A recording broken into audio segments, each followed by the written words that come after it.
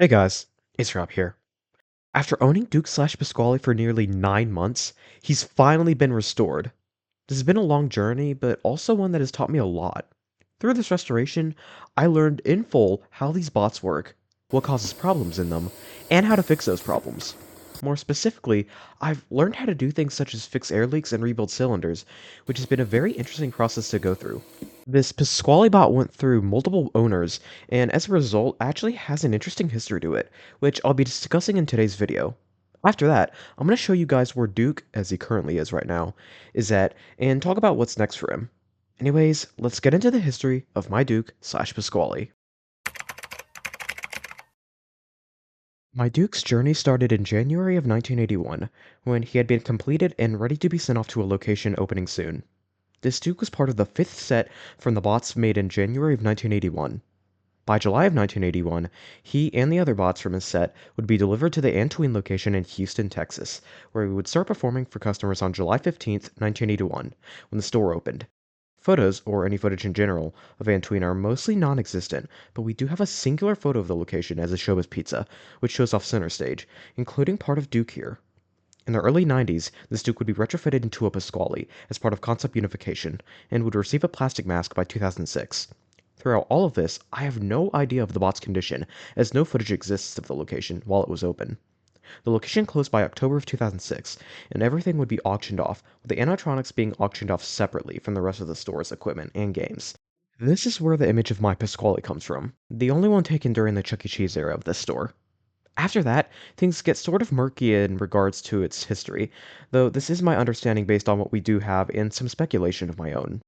The first owner of this bot supposedly was someone in San Antonio who restored the bot and kept it in pretty good shape, as I was told. After that, I don't really know for sure how the bot ended up where it did, so this is where speculation comes in. Most likely, the original owner decided to sell the bot off to someone, with that someone being a guy who was collecting a bunch of animatronics from all over Texas. It could have been more owners than that, but that would be pure guesswork at that point, as I have no evidence to prove that. Most likely, it went into the hands of this one person who also owned Antoine's Chuck, plus Pasadena, Texas's Munch, Helen, and Chuck. In 2012, the bot would go into the hands of a haunted house owner, who would place all of the bots into a haunted house called Reindeer Manor, which at the time was in Red Oak, Texas. I don't know what years those bots would be used in, but the final year of its run in Red Oak, Texas, 2022, does have footage to show of them, where they actually do perform, though without almost any cosmetics. It seems the area of the haunted house they were representing was creepy old animatronics, which is interesting, I guess. Though it's interesting to see them actually performing here, as any other time I saw these types of bots being used in haunted houses, they were always static props. Anyways, when they did move to a new building, my guess is that they were willing to part with them, and so with a tip from Fats's Pizza Safari, Sully was able to buy these bots from the haunted house owner. From there, I believe only the King and the Pasquale were listed on eBay, and after making an offer, I now was the owner of a three-stage Pasquale, which I have converted into a double retrofit of Duke/Pasquale and also restored. Anyways, let's move on to the close look of the bot in its restored state. Alright, so, yeah, as you can see here, this is Duke/Pasquale, though he's currently Duke, uh, as of about a couple days ago, by the time this video airs. So, yeah, I just got done doing the performance, which I'll actually go ahead and mention here at the end. So, if you're interested in that, stay tuned, but basically, a lot has happened, so let me show you. So probably the biggest addition is the fact that we have a working hi-hat now. Now, I did have this going before. I think I had it going in the last update video. Well, it wasn't an update video, but you know, it was a performance.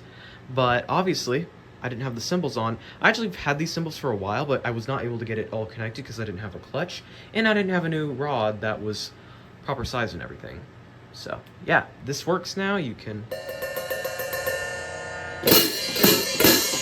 Yeah, it works. Yeah, and we've also made sure, got a way for both of these legs to stay on, but you can see there's another boot now. There's a working bass pedal.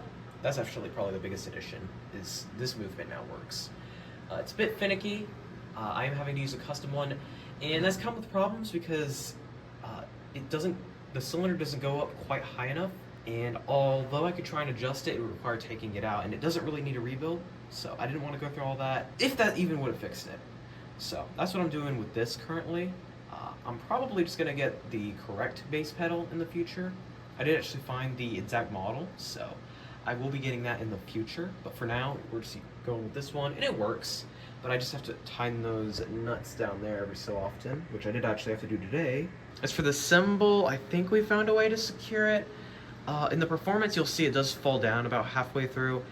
It's whatever, honestly. It's like the only thing that I thought actually went quote-unquote wrong in there.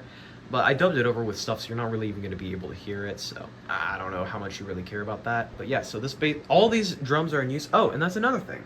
This snare, as you can probably tell by how close the drumstick is actually being used now. I'm not sure how long I'm going to be able to keep it like this, because I did notice during a Cyberstar performance that his hand went to the crash, and then instead of going up and back onto the snare, no, it just slid right onto it. And obviously, if it doesn't go up, then that drumstick is gonna hit the side of the snare and not go back properly. And that's not good, obviously. I'm gonna have to see about whether or not I can keep the snare like this functional. I might have to lower it down in the future, because again, it might just not be compatible with all performances. It might be an earlier performance thing it can do, but not everything else. But yeah, and I wanted to show this to you guys, because it was actually in the last one, but I don't know if you can notice it. I put my Pineville grand reopening pin on him, because I thought it looked nice. We did end up having to rebuild the body lean cylinder, because turns out there was a leak in the rod part of it. A lot of y'all are not going to understand what I mean. Maybe I'll show a little clip or something. Yeah, I'll show a little clip. But yeah, basically that area was leaking, and I rebuilt it. I'm not going to say it was a fun cylinder rebuild and get back on and off, because it wasn't. Had to even buy new barbs, because they did break during the loosening process of the actual cylinder top and bottom piece to, get inside of it. So that wasn't fun, but, it's fine. It all worked out, and it does work properly now. I don't know if the flows need adjusting or not. We adjusted them this morning, but yeah, it works a lot better than it did when I tried to first record this. And real quick, I'll tack this on, but I also am working on a mustache for Pasqually. Also some hair. The hair's being harder to find than the mustache was. Well, the fur for the mustache. But yeah, you can see this real quick. This is just a little sneak peek, not finalized by any means, but just kind of what I'm working on right now. So yeah. He should be Pasqually within the next few weeks. So Pasqually fans, get ready. We're going to be doing some more stuff, and I did figure out the issue I was having. I didn't really mention this, but yeah, there was an issue I was having with Chuck E. Cheese performances. That is fixed now, so I can do whatever I want with those. You should be seeing Pasqually perform within the next few weeks anyways. Yeah, so let's go ahead and tell you about the performance. So I ended up doing the segment with Unchained Melody. And the reason I did that was because it basically has him using all of his different drum pieces. You got the snare in action as per usual, you've got the crash, you've got him hitting the hi-hat, although mine does not hit the hi-hat because it's really hard to get it right to where the glove doesn't hit this constantly while it's over here, and making sure also at the same time that it hits it. And I'm like, well, I had to make a compromise. The compromise is that he doesn't hit the snare. Well, not the snare, he does hit the snare. He doesn't hit the hi-hat, but I mean, this one still does make noise through that, so yeah, it's fine, it's whatever. Maybe I'll find a solution in the future. I think I could probably get it angled down to where that'll be fine, but again, it's kind of stuck on being like this. I'll try and angle it down, and I've even tried using a weight for hours on end. It just goes right back into shape, which I guess this latex rubber piece does. This is also a reproduction, and I don't have it quite on as much as it could be. It's just stuff that, I'm gonna have to look into it in the future. I did Unchained Melody and also tacked on Too Shy at the end because it was just there. It's like, why not? And yeah, you will see a little special guest. I say special guest during Too Shy, so be prepared for that. I don't know if I'd call him a special guest, but I haven't seen him in a minute, so yeah. Anyway, yeah, that's pretty much it for this part. So yeah, if you are interested in seeing the performance, I'm gonna link it right up here if you want to see it. So yeah, it's going to be uploaded literally, it's going to drop the same time as this video. So yeah, anyway, let's get to the outro. Thank you guys for watching this video. As I just said, if you'd like to see the bot perform, I just posted a performance at the same time as this video, which you can watch here. It'll also be linked in the description. It really was a fun journey to go through, and I'm happy to see it come to a nice close. My next video is going to be going over one of, if not the worst Chuck E. Cheese location to ever exist, that being Danbury, Connecticut. This was also one of the shortest lived locations as well. So if you're interested in seeing that, make sure to hit that subscribe button and ring notification bell so you're notified when it drops. God bless, and I hope you all have a blessed day.